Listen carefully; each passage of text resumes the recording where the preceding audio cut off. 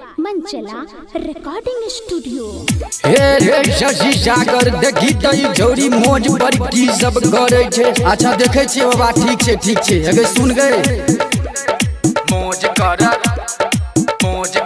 रोज कर नहीं भेटो त खोज कर। मोज कर रोज कर नहीं भेटो त खोज कर। मोज कर रोज कर नहीं भेटो त खोज कर। मोज कर रोज कर नहीं भेटो त खोज कर।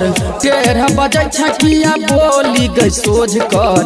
13 बजे छकिया बोली गई सोझ कर। मोज कर रोज कर नहीं भेटो त खोज कर। मोज कर रोज कर नहीं भेटो त खोज कर। मोज कर रोज कर नहीं भेटो त खोज कर। मोज कर रोज कर नहीं भेटो त खोज कर। मोज कर रोज कर नहीं भेटो त खोज कर। Recording studio. नहीं भेटो त खोज कर। जाछा पढ़ैला छौरी कोचिंग काला सगे। भजे बे पास छौ पूरा विश्वास गे। भजे बे पास छौ पूरा विश्वास गे। जाछा पढ़ैला छौरी कोचिंग काला सगे। भजे बे पास छौ पूरा विश्वास गे। चढ़ल जवानी के छौ सुन गुमान गे।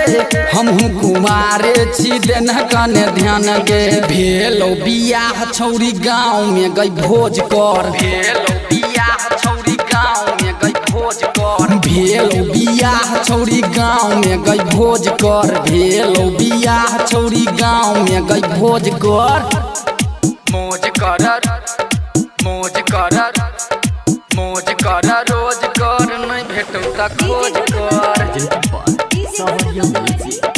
मोज कर रोज कर नहीं भेटो त खोज कर।